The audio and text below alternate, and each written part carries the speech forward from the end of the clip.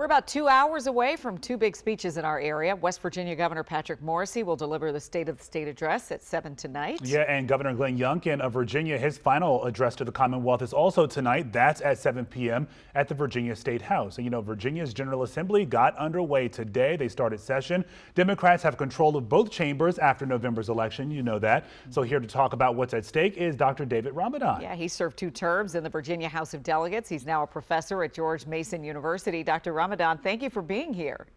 Thank you for having me. Good to be back. And it sure is a great day in the Commonwealth of Virginia, Leslie and Lorenzo. Well, that's what a lot of Virginians are certainly saying. Affordability, as we know, is front and center across everybody's minds, across this session and really across the nation. Lawmakers are pushing what they call the Affordable Virginia Agenda, which is, of course, aimed at lowering costs for all the things, the health care, the housing, the energy, and also raising wages. So for families watching right now, what are some realistic wins that they could actually feel this year? And what's the biggest chance of things kind of getting stuck in the way? Well, for families this year, help is on the way. This incoming Governor-elect Spanberger and Lieutenant Governor-elect Hashmi, who will be inaugurated and sworn in on Saturday, along with a majority in the House and Senate who are on the Democratic side, are definitely going in for affordability issues, and nothing's going to get in the way. That is the advantage of having a majority in the House and the Senate of the same political party as the governor who is in the mansion. And some of the bills that have been filed or about to be filed is reducing prescription drug costs, increasing affordable housing supply, which is a huge issue for the Commonwealth and in our area, specifically in the Washington metropolitan region, lowering utility costs. As you know, energy is a big issue for the Commonwealth. And the incoming governor has about to name an energy czar in her cabinet, and increasing the minimum wage to $15. Politics will play a role, but I do not anticipate any hurdles. And I anticipate that by the end of this session, which is an 8-week session, so by the end of March, these bills will pass the General Assembly, go to the governor's desk for signature, and by July 1, they will become law. And hopefully that'll help many of our neighbors and loved ones in the Commonwealth. Anticipate any hurdles. You never hear that when you're talking about a group of lawmakers, right? Yeah. So, Dr. Ramadan, you mentioned a number of issues that they're going to be tackling there. We also know that juvenile justice reform is on that list. Data centers, that's a big issue when you talk about the electrical grid. And also regulating the marijuana industry, the marijuana policies concerning marijuana use. So do you see any movement at all concerning those issues as well? Yeah, there are.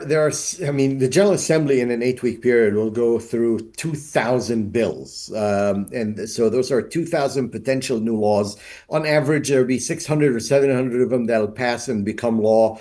And there are going to be small bills and there are going to be huge bills. There's definitely going to be a movement on marijuana this year.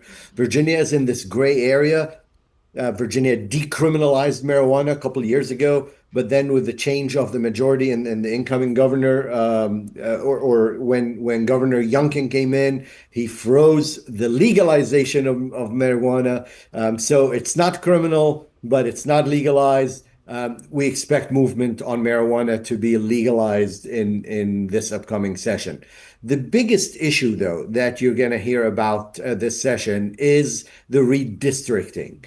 The midterm redistricting, after the can of worms that the Republicans and President Trump opened up on trying to add Republican members to Congress from Texas and other states, the majority Democrats in the Virginia House and Senate decided, why not in Virginia? So there is a constitutional amendment that had passed in the special session a few weeks ago. The Virginia law requires, in order to amend the Constitution, you have to pass a bill, wait for an election. Both of these 2 steps has happened, then pass the bill again. It's actually a resolution, and then goes to the people for a referendum to vote on it. So all of your viewers should expect a vote on redistricting of Virginia. The debate is going to go at 10-1 Democrats versus 1 Republican. or a 9-2 redistricting, 9 Democrats versus 2 Republicans. The current representation for Virginia in Congress is 6-5, 6 Democrats, 5 Republicans. So Democrats are definitely going to pick up a minimum of 4 or 5 seats out of Virginia. Should this referendum pass by the majority of Virginians that are going to vote on it before it becomes part of the new Constitution. But those are the big issues. However, small everyday issues affecting education, affecting water supply, affecting energy supply, affecting roads.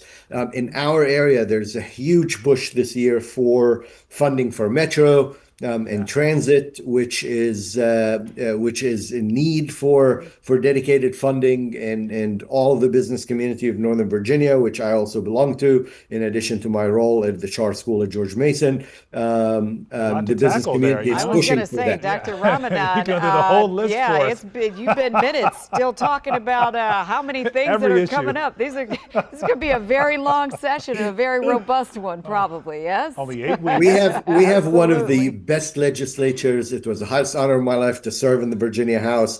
The oldest serving legislature in the Western Hemisphere. And even though if you're here in the building today, you will see that chaos, but it's organized chaos.